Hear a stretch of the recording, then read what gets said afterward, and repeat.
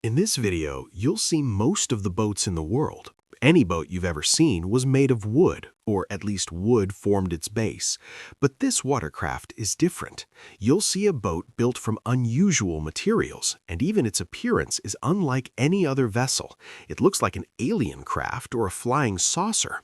This young man from Vietnam named Thanachi has always dreamed of owning his own boats and had many ideas for this one, but in the end he decided to make it in the shape of a flying saucer, something like the spacecraft from science fiction films, and he's doing it with very simple tools. Okay, let's see together how he manages to build this fantasy craft. The first thing he started with were the craft's dimensions, which he had to measure with very high precision. And of course, his vessel will be circular like a dish, rather than long like conventional boats. The drawing he made was the fundamental design on which the entire craft will be based. He's not only building a fantasy vessel, he's also collecting old materials to reuse, which will be a major and difficult challenge for him. First, he brought an old pipe and threaded a nut onto it, then added another piece of metal and secured that with another nut, welding all the parts together so they became a single unit. After that, he inserted a wider pipe into the first one and welded them together, and then joined and welded them to an old car rim. And this is the metal part that car tires are mounted on. After welding everything together, he placed it at the center of the boat so it would become the main axis on which the entire craft would be built. Using an old, very basic machine he took the steel rods he was going to use and fed them into that machine to give them a slight bend so they could be shaped and used properly. After that, he brought them over, measured them against the central column of the boat, and laid them out on the ground. Of course, each rod on its own didn't serve any purpose, but once he cut them, arranged them side by side in a specific design and welded them together very firmly, their shape changed completely. He then removed all the excess using a grinder. After finishing the first section of the boat, he placed it onto a foam board, cut the foam precisely to match its size, and glued it in place. Then he removed it, mounted it onto the central column, and tested it. It worked well, with no issues. This piece was made specifically so he could use it to compact and press the soil he would be working with very tightly. Next, he brought a very large amount of soil and poured it all over the center. After that, he started rotating the form he had made, and with every rotation, it pressed the soil downward, compacting it and making it hold together until it gradually took the shape of the boat he wanted. Of course, you might now be wondering what the purpose of this soil is, or what he plans to use it for. Quite simply, he wants to create the mold on which he will shape the entire concept of the boat. So now you'll see how we create the mold from this soil. After he kept compacting the soil for a long time until it reached the exact shape he wanted, it became hard, smooth, and ready for the next step.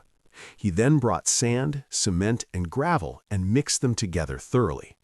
After that, he shaped the mixture like this, added water, and kneaded everything together.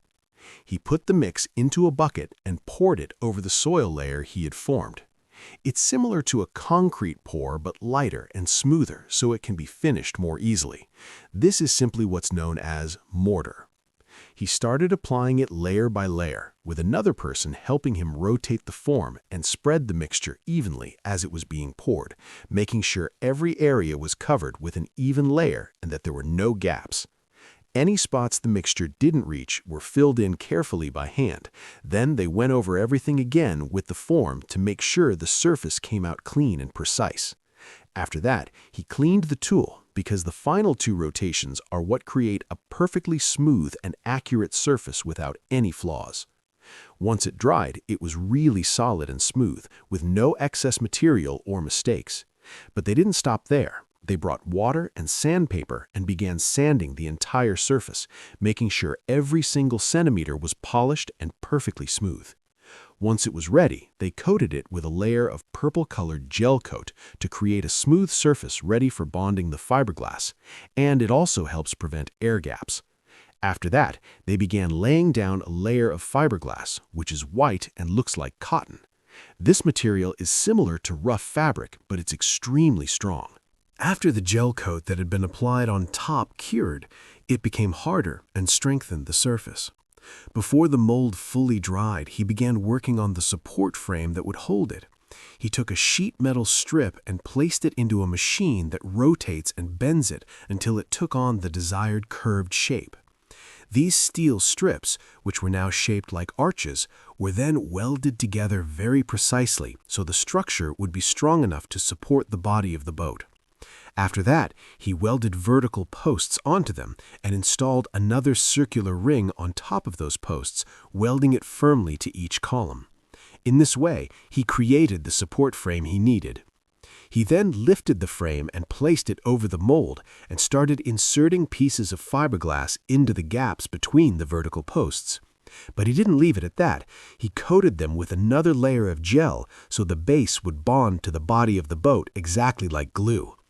In another step, they prepared additional fiberglass pieces, coated them with a material that strengthens them and makes them extremely rigid, and once they dried, they removed them, trimmed off the excess with scissors, and distributed them across the entire mold so the weight would be evenly balanced and the whole structure would be stronger and more stable. They then added another layer of fiberglass on top and coated it with gel again. Once the mold was fully ready, he carefully and slowly removed the cement layer to reveal the final shape that they would use. It still needed a few final touches before it was completely finished, but at this point it had become the first half, more or less, of the alien or flying saucer-style boat they were building. There were some excess parts that they removed here, and they also sanded the surface so it would become smooth and glossy. After that, they sprayed it with a material called Michael gloss, which is a type of glossy coating applied to ensure that the body of the boat can be released from the mold easily without being damaged at all. Now he starts cutting out the areas for the windows and doors to the exact dimensions he wants, and he sticks their outlines using black tape so the edges come out smooth. He carefully makes sure that every section matches the design shown in his blueprint, then begins positioning them in place and securing them with screws. Once the windows are installed in these openings, they give the flying saucer shape the familiar look everyone recognizes. After fixing the openings, he begins applying an even layer of plaster over the entire surface, creating a smooth base that will later strengthen the boat. They also add layers of fiberglass over the plaster, which makes the body of the boat strong and weather-resistant and completely prevents any water leakage. Once they finished shaping the first half of the boat, they removed it and placed it out in the sun so it could dry thoroughly. Using the exact same method they used for the first half, they then built the second half of the flying saucer, but this half didn't require as many openings as the first. So they coated it with plaster and applied fiberglass to it in exactly the same way as they did with the first half. In the opening at the center, he installed a custom-made piece that he had built specifically to fit his boat. He secured it with large bolts, but there were gaps on both sides of the opening because the opening itself was slightly narrow, while the piece was a bit longer. Unfortunately, this created small openings, but he sealed them completely and bonded them very tightly using resin. And that wasn't all. He also added fiberglass and bonded it along the entire opening to make absolutely sure it was firmly secured. He then flipped the half of the boat over to the other side and removed a section from it. After finishing the boat's body, he installed the crankshaft, which is a car engine component responsible for converting up and down motion into smooth rotational motion. He then brought some wooden pieces, drilled holes in them, inserted bolts with their nuts, added 2 plastic pieces, and tightened everything together with another nut. He mounted this entire assembly onto the crankshaft. After that, he covered the pump's drive system and wrapped the entire area with fiberglass, coating it with a material that makes it solid and bond like glue. The most reassuring part of this project for him is that he does everything by hand, which allows him to make sure every single step is done correctly. Once the engine was secured, he flipped the boat over and cut an opening exactly at the center, then began sanding it with a machine until it became extremely smooth. After that, he sprayed the entire body of the boat with black paint, which acts like a waterproofing layer that protects it from water and helps it last much longer. And now comes one of the most important moments, joining the two halves of the boat together. After completing this very important step, he began removing all the windows and doors he had left in place earlier. Each opening had a lot of excess material around it, so he removed all those extra parts and sanded them down until the shape was clean and precise. They also continued sanding and polishing the rest of the boat's body until both the hull and the openings were completely smooth, with no rough edges or structural flaws. The stability of this boat depends on the frame being built with very high precision, the weight being distributed correctly, and the buoyancy being carefully planned so the boat can float steadily without tipping over. Now he moves on to installing the boat's engine, which draws water from beneath the hull through an intake opening and uses a very powerful impeller to accelerate the water. This is also what pushes the craft forward. He cut an opening in the body of the hull, then sanded it, and once it was properly prepared, he installed the engine's pipe. He mounted this pipe from the inside using an internal tube that runs through the boat itself, securing everything tightly with bolts and nuts. Next to this opening, there were two more. In the narrow opening, he installed a small secondary pipe, connected it from the inside with a blue cable, and ran a metal rod from that pipe, linking it to the larger opening. He then connected the cables to the steering system and the captain's control handle, creating a comfortable and practical control station for the driver. He then returned to the engine, covered it, added fiberglass over it, and secured it firmly in place. After that, he began painting the inside of the boat with brown paint and then coated the entire exterior with gray paint from every angle. The boat now looks extremely sleek, and this isn't just ordinary paint, it's also a protective coating designed to withstand harsh weather conditions and salty seawater. Now it's time for him to build the boat's door. The door he's making is unlike any other boat door, and it's almost impossible that you've ever seen a craft like this in your life. He's designing a door using modern technology that opens remotely. The first thing he did was shape the door on the original mold to make sure its curves would perfectly match the outer form of the flying saucer body. He secured it using fiberglass, bonding it from all sides and reinforcing the attachment with screws. After it dried, he removed everything and unscrewed the fasteners. Once the door was taken off the mold, he cut it into two halves using an angle grinder, then removed all the excess material along the edges, sanding them thoroughly until they became completely smooth. He then placed the pieces back in their positions on the body of the boat. Now he moved on to the next crucial step, creating the hinges that would allow the door to open and close smoothly without any friction. These hinges weren't designed just to provide strength, they were also meant to give the boat a very sleek and elegant look.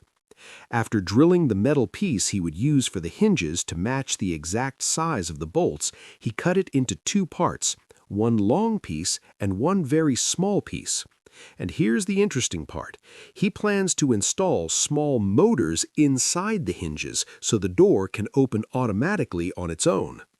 He also makes sure that each hinge is strong enough to withstand repeated opening and closing without loosening or bending over time.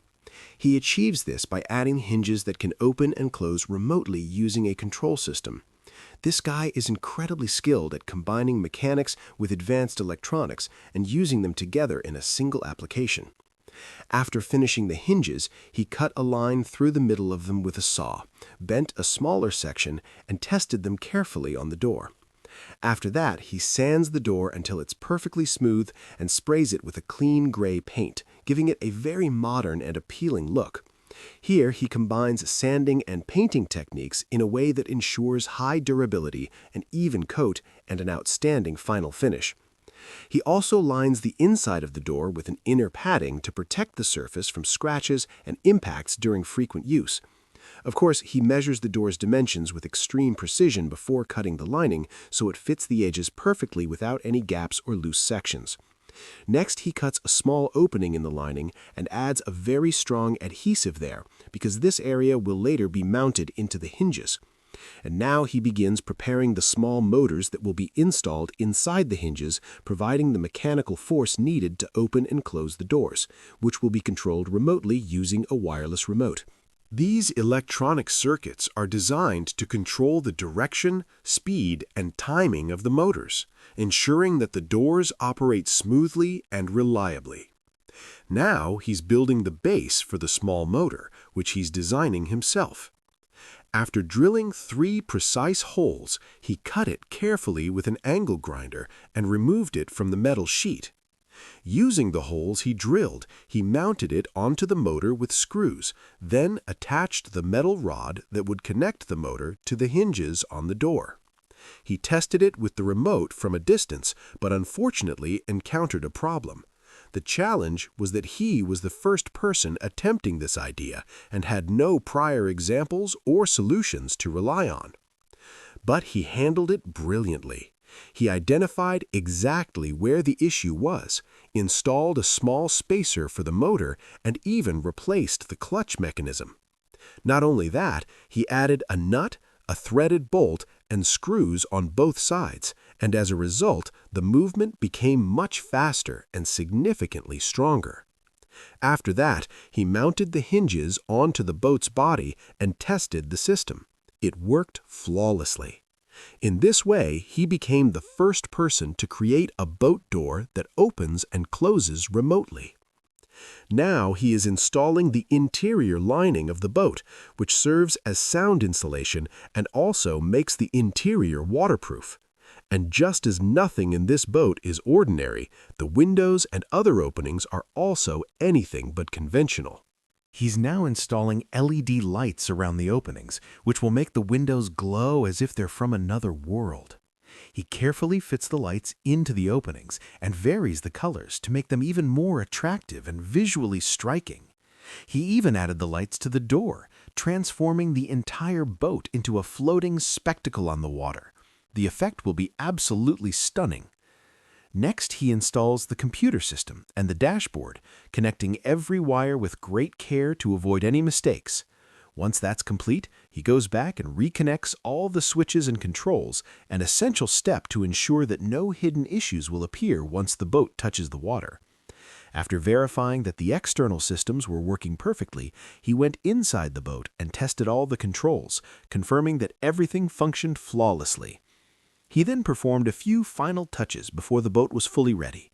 First, he carefully installed the fuel tank, making sure it was secured properly to prevent any leaks or problems during trips. He connected multiple hoses to the engine, ensuring that each one was tightly fastened with clamps to prevent any fuel spillage and guarantee optimal engine performance. He also handled a few fine adjustments to the engine, tuning it perfectly. Finally, he moved on to creating the throttle pedal for the driver, allowing him to increase or decrease the boat's speed at will. This part of the boat didn't have interior lining yet, so he finished it himself. Of course, the openings he created in this section couldn't be left as they were, they had to be sealed. He chose sheets of cast acrylic to cover them, giving a strong surface while ensuring each opening was completely closed to prevent water from leaking into the boat. He also sealed around the edges of the hull itself, which helps prevent any water intrusion. Additionally, he installed sections of solar panels, which replace some of the windows and allow the battery to charge on sunny days. These solar panels are regularly tested and always provide a steady source of power without any extra cost. He mounted them in the boat's openings and removed the protective covers on the acrylic sheets, which looked absolutely amazing. Now, the flying saucer-shaped boat was complete and ready for its first water test. I was personally very excited for this test. He moved it to a nearby body of water, opened the doors remotely, entered the boat, and closed the doors effortlessly. He adjusted the seat and made sure he was comfortable, and finally, he set off onto the water. The boat looked incredible in motion. It almost didn't seem real, gliding over the water like a flying saucer. Its appearance and design were extraordinary. Then he came up with a few more wild ideas, but he was up for the challenge and successfully brought this fantasy boat to life. Tell me what you think about this boat in the comments below. Did you like it or not? Goodbye.